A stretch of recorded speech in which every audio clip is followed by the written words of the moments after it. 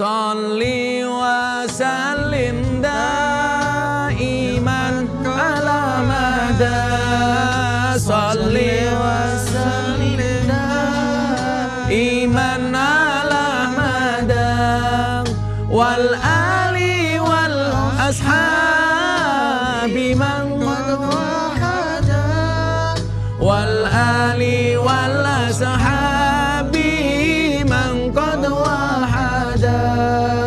Kami cinta tanah air Indonesia. Kami bangga jadi bangsa Indonesia. NKRI akan selalu kami jaga demi kejayaan bangsa Indonesia.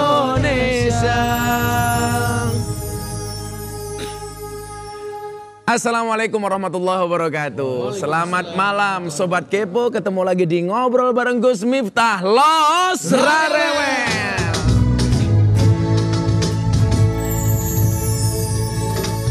Tausiah Gus Miftah malam hari ini akan berbicara surat Al-Anfal ayat 2. Kenapa ini saya baca? Karena ternyata perintah puasa ditujukan oleh Allah Subhanahu wa taala kepada orang beriman. Maka kalimatnya Al-Baqarah 183, ya ayyuhalladzina amanu kutiba alaikumusiyam. Hai orang-orang yang beriman. Apa bedanya orang iman dan Islam? Beda. Kalau mukmin itu pasti muslim, kalau muslim belum tentu mukmin. Anda pengen dikatakan sebagai orang Islam sederhana. Dibuka, umpamanya nama kamu siapa? Asep. Namanya lebih bagus daripada mukanya. Nama Asep. Agama KTP dibuka. KTP beragama Islam. Orang percaya Asep muslim. KTP-mu Islam? Saya doakan masuk surga. Amin. KTP-nya. Ya, KTP-nya enak amat lah. Tapi ketika Anda pengen dikatakan sebagai orang beriman, apa ciri fisik orang beriman? Nggak ada, bro. Apakah orang beriman itu yang jidatnya hitam? Enggak. Tetangga saya jidatnya hitam bukan karena sujud. Kenapa? Dipukul sama suaminya. Saya bilang, apakah orang beriman itu yang punya jenggot? Enggak. Apakah yang punya kumis? Enggak. Bahkan orang Indonesia aneh, punya jenggot gak punya kumis katanya kayak kambing. Punya kumis gak punya jenggot katanya kayak lele. Tapi saya bilang, kalau Anda punya suami berkumis, pertahankan. Fik, dia lele bukan buaya. Ternyata ciri orang beriman itu, apalagi begini, kayak gitu aja nggak beriman, apalagi yang pakai belangkon. Nah, belangkon ini budaya. Karena konsep dakwah Gus Miftah membudayakan agama, bukan mengagamakan budaya. Ciri orang beriman bisa kita lihat dalam surat Al-Anfal ayat 2. Idza dzukirallahu wajilat qulubuhum. Yang pertama, ketika disebutkan nama Allah, bergetarlah hatinya. Maka kalau kalian pengen tahu kamu punya iman apa enggak, coba respon kamu ketika mendengar adzan. Seneng apa susah? Seneng. Biasanya susah. Duhur sedang bekerja dengar adzan. Allahu Akbar, Allahu Akbar. Kadang-kadang jawabannya misal apa? Adzan lagi. Gitu. Dengar adzan susah. Kita itu senang dengar adzan cuma sekali. Kapan? Adzan maghrib bulan puasa. Itu pun bukan karena sholatnya, tapi karena buka puasanya. Bila perlu maghribnya ikut Banyuwangi, imsaknya ikut Aceh. Wah, lama banget itu. Coba dilihat. Bergetar nggak hati kita ketika disebutkan asma Allah? Kemudian yang kedua, wa idza tuliyat alaihim ayatuhu zadatuhum imanan. Orang-orang yang beriman cirinya adalah ketika ditujukan tanda-tanda kebesaran Allah, maka bertambahlah imannya. Ada gunung Merapi meletus, Allah. Ada banjir, Allah. Semuanya dikembalikan kepada Allah, ya kan? Bahkan lihat cewek cantik, Allah. Lihat istri, Allah. Kurang ajar. Cowok sekarang tuh kurang ajar kan. Kalau lihat cewek di luar, wow. Pulang lihat istrinya, weh. Suami itu lebih sayang anak daripada sayang istri. Buktinya apa? Kalau di luar lihat anak kecil, maka yang diingat-ingat anaknya di rumah, betul? Nah, begitu keluar rumah lihat cewek cantik, lupa dengan istrinya di rumah. Itu Asep. Dan yang ketiga adalah wa ala rabbihim yatawakkalun. Ciri-ciri orang beriman yang ketiga adalah hanya kepada Tuhannya dia bertawakal. Artinya apa? Kalau ada masalah, orang beriman hanya mengembalikan semua urusannya kepada Allah. Satu ketika saya punya santri TPA, usia baru 5 tahun. Karena seneng ngaji di TPA, di masjid, pulang kemalaman, lewat kuburan. Begitu pulang lewat kuburan, ada kuntilanak datang. Wah, langsung dia ingat pesan Kiai, bacakan doa, kamu pasrah sama Allah. Begitu kuntilanak datang, tangannya diangkat. Karena baru masuk TPA sekali, doa yang dihafalkan juga cuma satu. Kuntilanak datang, dia mengangkat tangan langsung berdoa, Allahumma barik lana fima rozaqtana wa qina adzabannar. Kuntilanak langsung lari sambil teriak, kurang ajar, seumur hidup jadi kuntilanak, baru ini mau dimakan sama anak-anak. Mengadalkan dirinya. Mudah-mudahan semuanya dijaga imannya oleh Allah Subhanahu wa taala. Amin Allahumma amin. Nah, malam ini saya kedatangan seorang tamu yang barangkali secara umur beda tipis lah dengan saya. Ya tua beliau dikit lah gitu loh. Tua beliau dikit gitu loh. Saya sama beliaunya juga bedanya tipis kok gitu loh. Bedanya tipis. Saya rambutnya gondrong, beliau pendek gitu saja lah. Tetapi prestasi dan perjalanan hidupnya sungguh luar biasa. Wow, prestasinya keren. Siapa dia? Berikut profilnya.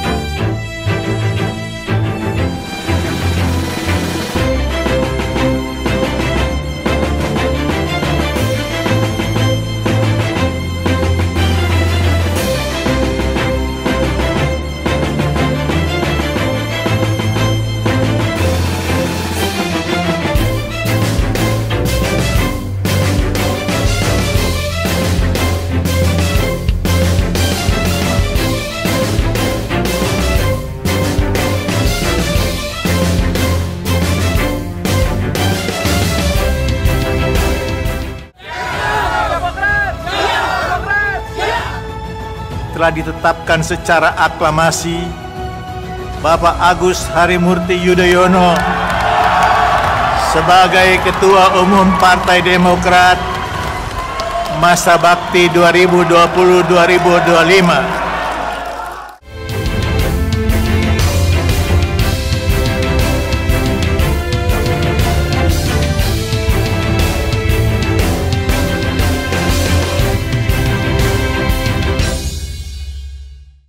Langsung saja kita sambut bintang tamu saya, Mas Agus Harimurti Yudhoyono alias AHY.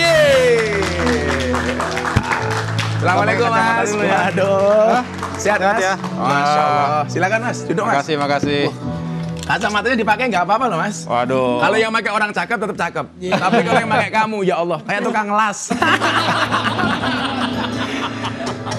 Agus Harimurti Yudhoyono, Ketua Umum DPP Partai Demokrat. Saya terima kasih di tengah-tengah kesibukan Mas Agus bisa hadir. Sehat Mas ya? Alhamdulillah sehat Gus. Apa kabar? Sehat? Saya alhamdulillah Mas. Ya selalu begini-begini saja Mas. Mas AHY ini kan kelihatan bugar. Lah resep menjaga kesehatannya seperti apa Mas? Untuk Sobat Kepo di rumah. Yang jelas Gus Miftah ini justru luar biasa bugar ya kalau saya lihat ya. Karena pasti juga olahraganya teratur. Saya mencoba untuk seimbang juga Gus. Walaupun sibuk, tapi masih cari waktulah untuk olahraga. Pilihan olahraganya? Kalau dulu kan suka lari di luar, karena sekarang masa pandemi, saya lebih banyak ke olahraganya di dalam rumah saja. Di dalam rumah dulu saja. juga suka nge-gym kan, tapi kan sekarang tutup. Kita juga jaga-jaga deh.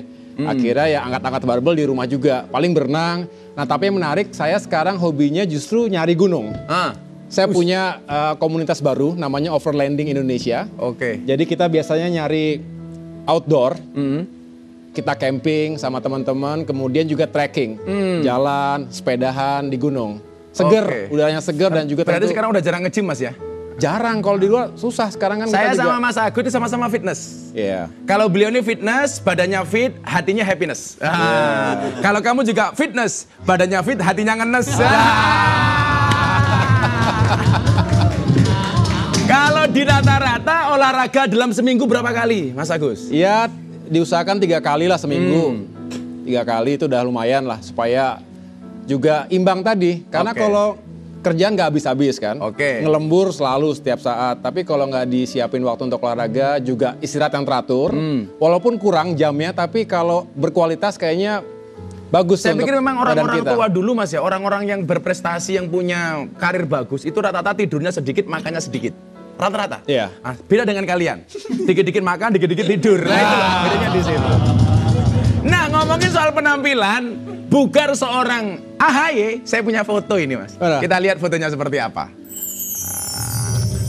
Nah, ini dia perbedaannya. Yang sebelah kanan, seorang AHY dengan jenggot dan kumisnya. Sementara yang sebelah kiri, hilang. Kenapa, Mas? Kok tiba-tiba berubah itu? Berubah! Gitu kan. Kenapa, Mas? Jadi memang ini juga proses demokrasi. Oh, jenggot saja pakai demokrasi.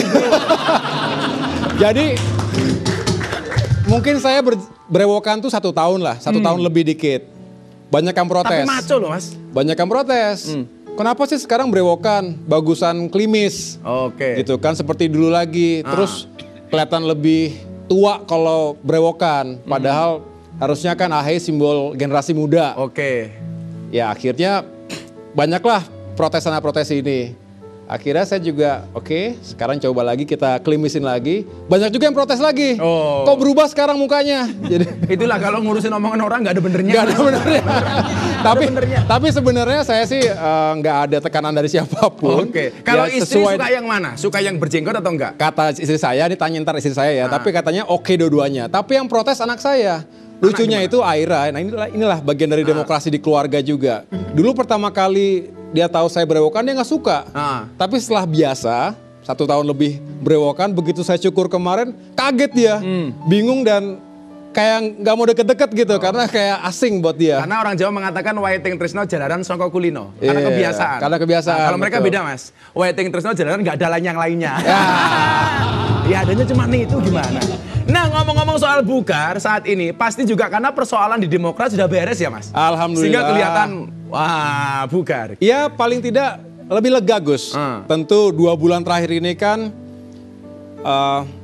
bisa dikatakan ujian yang kami hadapi oleh Partai Demokrat itu cukup berat.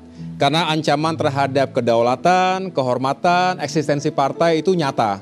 Tapi alhamdulillah tanggal 31 Maret yang lalu, pemerintah akhirnya menyatakan penolakan terhadap KLB Deli Serdang. Artinya memang ilegal, inkonstitusional, dan kami tetap sebagai pemimpin dan juga pengurus yang sah diakui oleh pemerintah. Jadi tentu ini merupakan sebuah kabar baik, bukan hanya buat Demokrat, Gus, tapi juga buat demokrasi di Indonesia. Kadang-kadang kita terjatuh itu penting. Supaya kita tahu siapa yang mengulurkan tangannya kepada kita. Loh. Gus Miftah punya catatan begini, Mas. Apa sih bedanya pacar, teman, dan sahabat? Nah, pacar itu satu teman yang membuat kamu melupakan 1000 orang. Ulangi, gimana? Saya ulangi. Ulangi coba. Teman, pacar, sahabat. Ya. Siapa itu teman? 1000 orang yang datang di saat kamu senang. Teman. Kemudian yang kedua pacar. Siapa itu pacar? 1 orang yang membuat kamu lupa dengan 1000 orang. Dan yang ketiga adalah sahabat. Siapa itu sahabat? 1 orang yang tetap bertahan ketika 1001 orang meninggalkan Anda. Afira. Nah, kalau ngomong soal flashback sedikit lah. Singkatnya seperti apa sih sebenarnya kekisruhan di Partai Demokrat, Mas? Awal dari prahara yang terjadi di Partai Demokrat itu karena ada segelintir kader dan mantan kader yang berkolaborasi bisa dikatakan dengan aktor eksternal. Yaitu KSP Muldoko ya. Yang ingin mengambil alih kepemimpinan Partai Demokrat dengan tentu cara yang tidak legal, inkonstitusional. Nah, itulah kami kemukakan kepada publik bahwa upaya ini buruk terhadap demokrasi. Tidak boleh ada siapapun atas nama apapun bisa merampas sesuatu yang bukan haknya. Ini yang kami perjuangkan dan tentunya kami bermohon kepada negara agar keadilan tegak di negeri ini. Dan alhamdulillah kami mengapresiasi semua yang telah menyelesaikan ataupun mencari solusi ini bersama-sama sehingga hukum tegak di negeri ini. Dan tentunya kami sebagai keluarga besar Partai Demokrat ingin meyakinkan bahwa Partai Demokrat tetap solid dan ke depan kita berharap terus bersama-sama dengan berbagai kalangan masyarakat lainnya merawat dan memperjuangkan demokrasi. Luar biasa.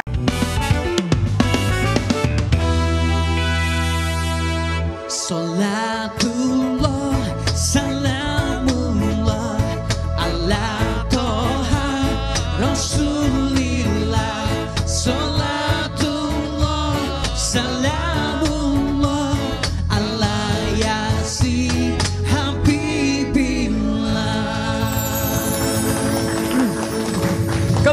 Lagi ngobrol bareng Gus Miftah, Los Rarewel. Kalau kamu harusnya bilangnya Rarewel yang kenceng. Nah, ini kan bulan Ramadan, Mas. Ya. Dengan kondisi yang kemarin seperti itu, kader-kader Demokrat ada yang membelat macam-macam, dimaafkan nggak sih, Mas? Nah, saya punya role-nya nih, kita lihat. Soal pembangkang, AHY, kami memaafkan, tapi tak bisa dilupakan. Nah, kenapa, Mas? Ya, Penerapannya karena gimana itu? begini, kita juga harus paham dalam mengelola organisasi yang kadernya banyak sekali, kita juga harus maklumi bahwa banyak sekali kader Demokrat yang masih sebetulnya marah, kecewa, sedih, bercampur aduk terhadap perilaku sejumlah kader yang dianggap telah berkhianat. Oke. Walaupun saya ingatkan begini, tolong jangan semua disamaratakan. Karena harus dibedakan, ada mereka yang memang dalang utama, aktornya, otaknya. Ada juga yang menjadi operator, mereka yang datang ke daerah-daerah untuk mengiming-imingi ataupun mengintimidasi sehingga orang ikut-ikutlah ke KLB itu. Tapi ada juga yang menjadi korban. Nah, saya katakan terhadap perbedaan situasi atau klasifikasi tadi ya kita juga harus membedakannya. Jadi artinya kita bisa maafkan semuanya, tetapi ketika kita berharap mereka sudah berubah, itu juga perlu proses. Saya sepakat, memaafkan walaupun bisa melupakan. Kenapa? Memaafkan itu tidak menghapus masa lalu, tapi pasti memperindah masa depan. Iya. Nah, kubu sebelah katanya akan mengajukan gugatan ke pengadilan, Mas, ke PT UN dalam hal ini. Tanggapan Mas AHY? Ya silakan, saya sendiri tidak akan pernah gentar. Kami justru sudah bertekad, Gus, bahwa setelah diumumkan oleh Menkumham kemarin penolakan terhadap kubu KLB ilegal Deli Serdang, kami semakin solid dan telah bertekad akan selalu siap untuk menghadapi apapun setelah ini. Termasuk jika katanya mereka akan membawa hal ini ke pengadilan. Kami katakan kami juga akan terus mempersiapkan langkah-langkah hukum yang solid, yang efektif. Karena kami yakin segala kebenaran dengan bukti data yang kami miliki, kami bisa jelaskan dengan baik. Saksinya masih hidup semuanya, alhamdulillah. Bisa memberikan testimoni, bisa memberikan kesaksian sampai ke tingkatan apapun. Nah, atas desakan netizen katanya kemarin telah nuduh pemerintah nih Jokowi. Ya. Sekarang kenapa nggak minta maaf? Tanggapan Mas AHY gimana tuh? Pertama, kita nggak pernah menuduh siapapun. Justru Gus, ini yang harus saya jelaskan ya. Mudah-mudahan bisa diterima, didengarkan oleh masyarakat. Bahwa sejak awal saya berkirim surat kepada Bapak Presiden Jokowi. Karena saya tidak ingin beliau dicatut namanya. Karena memang faktanya kubu yang berniat untuk melaksanakan KLB ilegal tersebut mencatut nama Presiden dan juga sejumlah pejabat tinggi negara lainnya. Seolah-olah mereka semua sudah di blessing dan juga didukung. Ini juga sebagai bagian untuk menakut-nakuti kader kami di bawah, termasuk juga mengiming-imingi kalau kamu bergabung dengan KLB maka bisa mendapatkan posisi, uang, posisi, kedudukan dan lain-lain. Nah, kami ingin mencegah itu. Itulah kami mohon surat untuk tabayun, untuk mohon klarifikasi sehingga dapat kejelasan dari beliau. Tapi kami tidak pernah sekalipun menuduh siapapun, apalagi pemimpin kami sendiri. Dan dengan itu kami mencoba untuk benar-benar rasional. Bahwa memang ternyata ini semua adalah inisiatif murni dari orang per orang. Tidak ada urusan dengan yang lain, ya? Tidak ada. Kami juga menghormati itu dan alhamdulillah itu juga menjadi keputusan yang memberikan kelegaan pada saat Menkumham menyatakan penolakan, artinya itu melegakan kami juga melegakan masyarakat Indonesia yang masih akhirnya punya hope, punya harapan demokrasi bisa tumbuh hidup di Indonesia. Luar biasa. Kan ini ujian nih bagi Mas Agus dan kawan-kawan Demokrat. Ketika Allah memberikan kamu ujian, Allah tidak memerintahkan kamu untuk mencari jalan keluar hingga penat. Tetapi Allah memerintahkan kamu untuk sabar dan sholat. Itulah kenapa kemudian dikatakan innallaha ma'as-sabirin. Sesungguhnya Allah bersama orang-orang yang sabar. Sabar itu capek, sabar itu pahit, sabar itu nggak enak. tetapi pasti akan indah pada waktunya. Kapan? Ya sabar saja.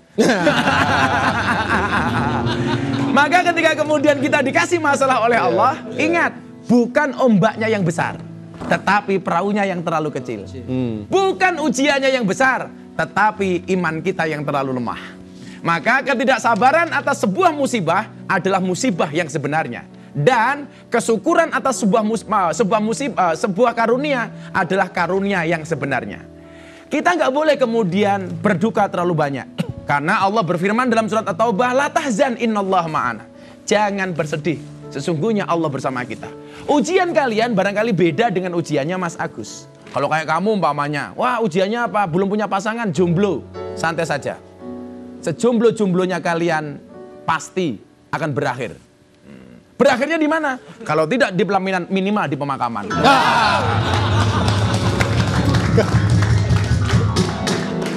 Allah menciptakan manusia berpasang-pasangan, betul? Betul. Itu artinya kalau kamu tidak punya pasangan, jelas kamu bukan manusia. Gimana? Nah, di bulan Ramadan ini, kita ngomongin Ramadan deh, dari tadi ngomong partai mulu, ini Mas Agus. Iya. Kegiatan di bulan Ramadan ini kira-kira kalau kayak Mas Agus ini, semakin sibuk apa dikurangi, Mas? Sebetulnya fokusnya sih lebih ingin banyak ibadahnya ya.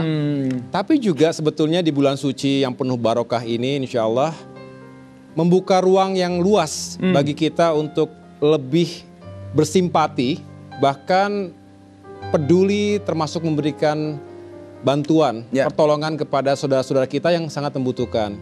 Jadi saya dan teman-teman di Partai Demokrat juga berupaya untuk terus melakukan kegiatan yang baik, yang positif, dan tentunya juga mudah-mudahan bermanfaat untuk masyarakat. Jadi saya walaupun bulan puasa masih terus melakukan perjalanan ke berbagai daerah, sambil bersilaturahim dan bersedekah. Bersedekah, menyapa masyarakat, bertemu dengan para alim ulama. Saya yakin dengan semakin dekat dengan masyarakat kita lebih mensyukuri. Mas Agus, kebiasaan apa yang Mas Agus sering lakukan bersama keluarga di bulan Ramadan biasanya? Ya tentu dari mulai sahur. Sahur pasti kan perlu adjustment awal-awal. Saya punya anak yang 12 tahun ya, Sudah Aira. berpuasa Mas ya? Sudah puasa. Sejak umur berapa Mas? Wah udah dari umur 5 tahun ya sudah ikut berpuasa. Tapi ya ada progresnya lah. Oke. Tapi 2-3 tahun terakhir sudah full. Menu yang disukai apa Mas? Selalu harus ada takjil. Ya, takjilnya biasanya apa? Saya sukanya itu kolak. Kolak. Kemudian belewah. Kemudian. Nggak suka gorengan Mas? Gorengan harus, betul. Harus. Kalau Gus sendiri, Gus Miftah senangnya apa? Kalau senang saya, yang manis atau senang yang berminyak? Kalau saya selalu berbuka dengan keluarga. Kenapa? Karena yang manis belum tentu mau diajak berkeluarga. Oh dengerin jomblo itu. Belum tentu ya? Belum tentu Mas. Belum tentu. Iya. Sama berbukalah dengan yang manis. Siapa bilang?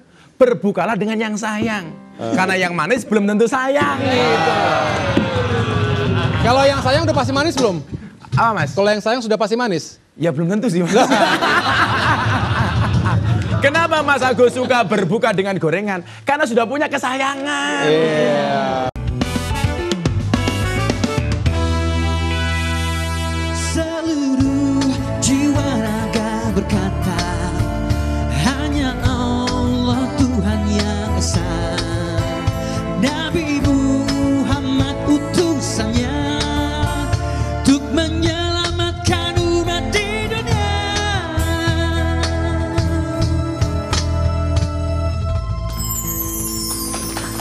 Kembali di ngobrol bareng Gus Miftah Los Rawel.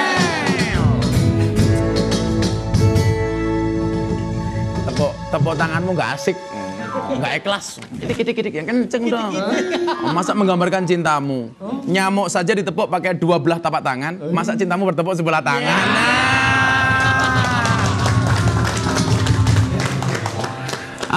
Mas Agus, di medsos Mas Agus ini pernah bercerita 2 kali mimpi ketemu almarhum ibu. Iya. Ceritanya gimana Mas? Sebetulnya. Itu karena kangen banget atau gimana Mas awalnya? Iya. Alhamdulillah ya, almarhumah Ibu Ani itu sering datang di saat-saat yang memang saya merindukannya sekali. Contohnya ketika dalam kesendirian menghadapi sebuah masalah, misalnya masalah kemarin, di Partai Demokrat, saya tahu persis kalau ibu masih ada. Masya Allah. Ibu Ani itu yang paling pertama akan selalu bertanya bagaimana situasinya, sampai dengan perhatian-perhatian yang kecil tapi mengharukan. Selalu pasti bertanya, sudah makan atau belum, jangan lupa minum vitamin, yang begitu-begitu. Jadi perhatian-perhatian yang sederhana tapi selalu menguatkan. Apalagi saat kita menghadapi cobaan atau ujian. Jadi biasanya Ibu Ani itu datang dalam mimpi di saat-saat saya lagi sedih atau di saat saya sedang gembira justru. Seolah-olah ikut gembira juga. Kalau lagi sedih seolah-olah ikut menyemangati. Tidak selalu menyampaikan sesuatu. Kadang hanya datang terus tersenyum. Seolah-olah saya dibelai dan biasanya saya tidak lama-lama juga karena selalu kebangun. Saya selalu mengirimkan Al-Fatihah ketika terbangun mengingat beliau begitu. Mas Agus itu kan deket banget dengan Ibu. Sangat Kenangan dekat. apa yang paling Mas Agus rindukan dulu di saat-saat masih ada Ibu? Perhatian beliau, kasih sayang yang tidak pernah bisa dibandingkan dengan apapun menurut saya. Karena sesibuk apapun beliau, dimanapun beliau berada dan dimanapun saya saat itu bertugas, selalu memperhatikan walaupun dari jauh. Bertanya tentang apa yang sedang saya hadapi dan selalu mendoakan. Jadi kenangan-kenangan seperti itu menurut saya sulit untuk digambarkan karena sebetulnya tidak ada yang sangat istimewa. Tetapi sangat berarti bagi saya begitu. Istimewa itu bukan sesuatu yang perhatian seperti apa, tapi perhatian-perhatian kecil. Jadi membuat saya selalu merindukan perhatian kecil seperti itu yang sekarang sudah tidak bisa lagi saya rasakan. Ya. Saya selalu meyakini ketika ada satu kesuksesan lagi yang kamu dapatkan, itu artinya apa? Ada satu doa lagi, ada satu doa ibumu lagi yang dikabulkan oleh Tuhan. Karena saya meyakini kesuksesan seorang anak itu pasti berangkat dari doa seorang ibu. Karena dikatakan salah satu doa yang pasti dijawab oleh Allah adalah doa ibu kepada anak-anaknya. Barangkali posisi Mas Agus hari ini ya jelas merupakan tirakat dan doa dari seorang Ibu Ani. Nah, kemarin menjelang Ramadan kemarin Mas Agus sudah nyekar ke makam Ibu? Sudah dan saya tentu mendoakan ya. Saya biasa datang itu juga dengan Pak SBY dan keluarga kami, termasuk adik dan keluarganya. Nah, kalau ibu udah nggak ada memang harus berziarah dan kemudian mendoakan. Itulah yang dimaksud dengan awaladin solihin yad'ulah. Anak soleh yang mendoakan kedua orang tuanya. Nah, saya punya video Mas.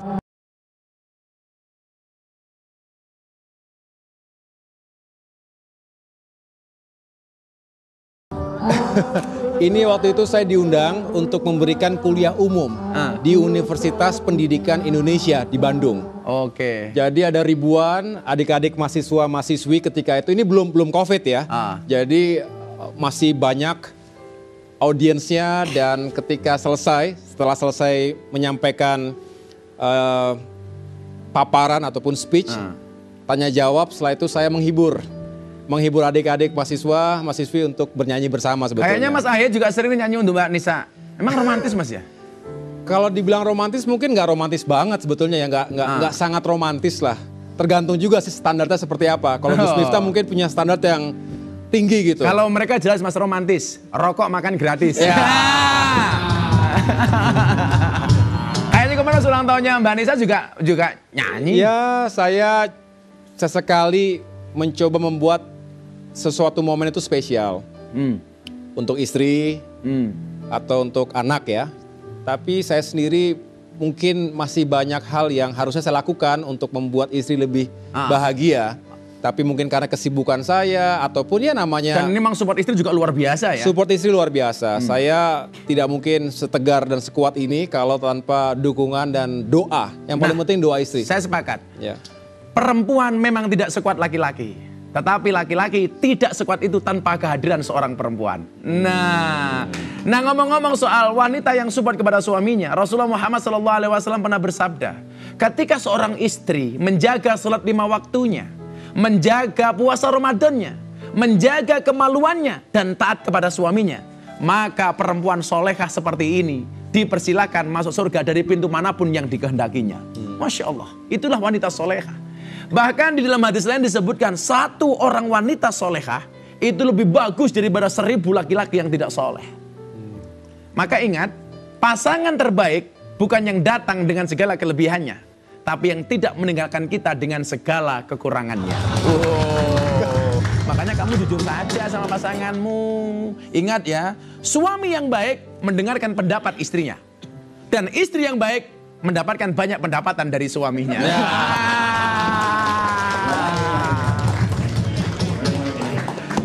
Mas Ahaye, kita main kata hati nih sekarang. Coba kita lihat video ini, Mas. Apa kata hati Mas Ahaye? Satu kata. Ibu Ani, satu kata, Mas. Rindu. Rindu. Lanjut, kita lihat foto berikutnya. Nah, Eyang Sarwedi. Berani. Berani. Enak ya jawabnya, rindu, berani. Oh, itu orang cerdas tuh nggak perlu ngomong banyak. Nggak kayak kamu ngomong banyak nggak ada manfaatnya. Masya Allah. Ini santri-santri kok Mas. Iya. Ini kopiahnya NO Mas. Wah. Masuk surga dia Mas. Masuk surga. Kopiahnya.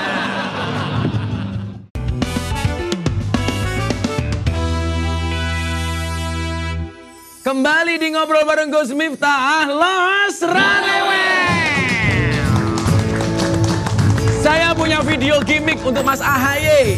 Nih, apa videonya? Kita lihat Mas. Wow. Ini dia latihan apa ini Mas? Ini waktu saya memimpin pasukan yang di Australia waktu itu ya. Jadi latihan bersama antara TNI AD dengan Angkatan Darat Australia. Kangen nggak Mas pakai baju seragam gini Mas?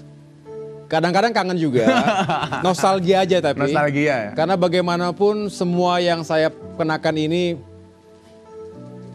ia penuh dengan keringat. Dan ada histori Mas ya? Darah dan air mata, ada historinya.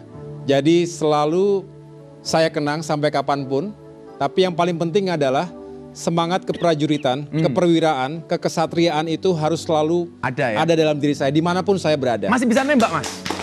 Oh, kenapa saya tanya masih bisa nembak? Karena kan jatuh cinta toh. Orang jatuh cinta itu seperti hukuman mati. Kalau nggak ditembak ya digantung. Mas Ahaye ini kan selalu tampil modis dengan dandanan dan model rambut masa kini. Strategi dan image yang ingin ditampilkan seperti apa Mas? Itu kan selalu cakep, keren, rapi. Kalau saya itu kan wah nggak karu-karuan rambutnya. Sebetulnya tidak ada strategi di balik itu.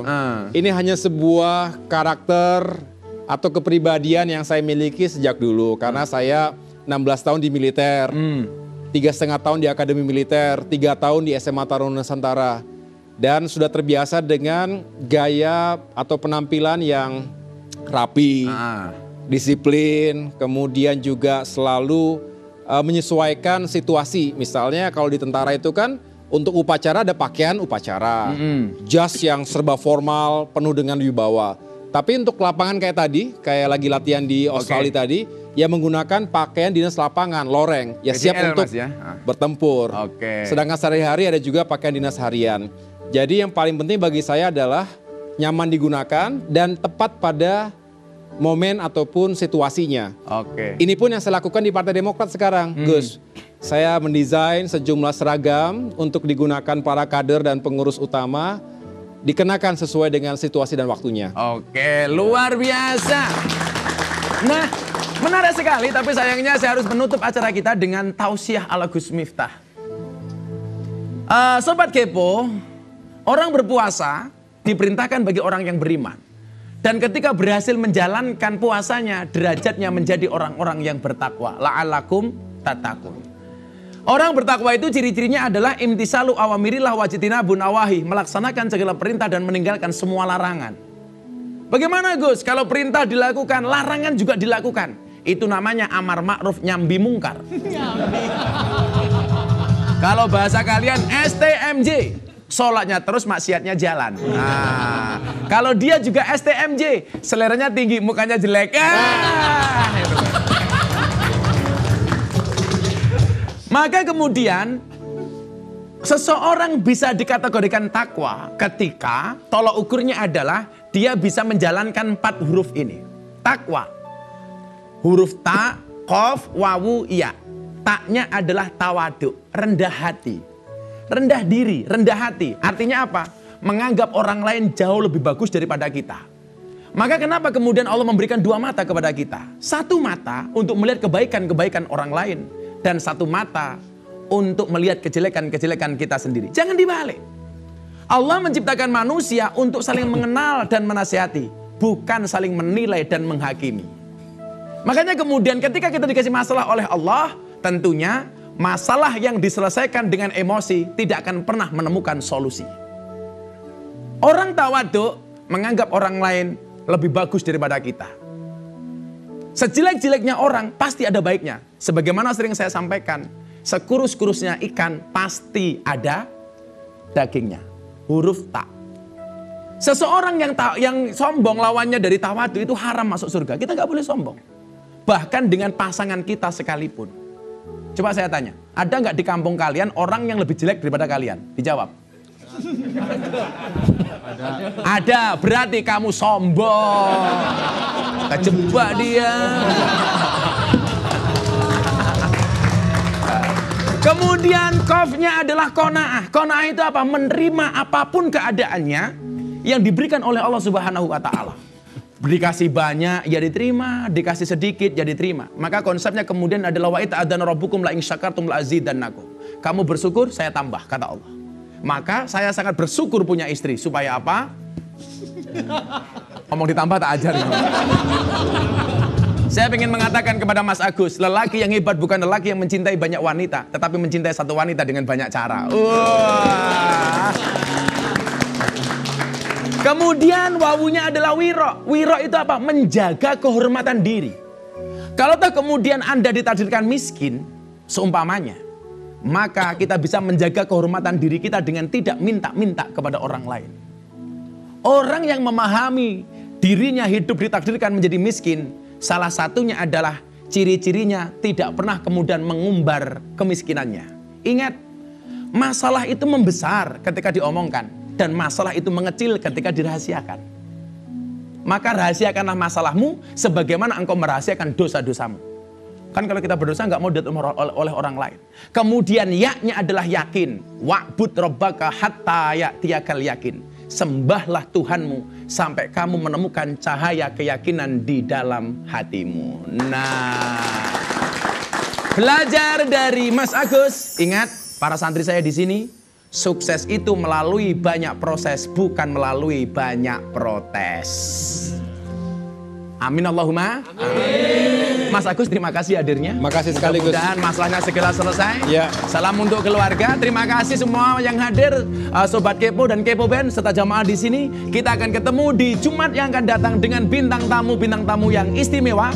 Tetap di pukul 21.00 hanya di iNews. Dan selamat berpuasa. Assalamualaikum warahmatullahi wabarakatuh. Aku ingin adalah dirimu, cinta